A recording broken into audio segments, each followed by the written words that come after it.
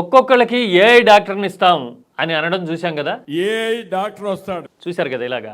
ఇప్పుడు AI tuition మాస్టర్ని ఇస్తామని కూడా చెప్తూ ఉన్నారు.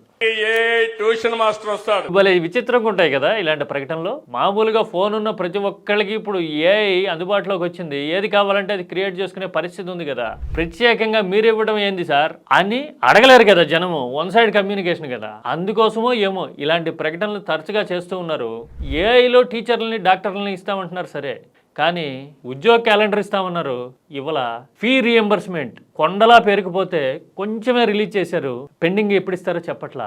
మెడికల్ కాలేజీలేమో ప్రైవేట్కి ఇచ్చారు.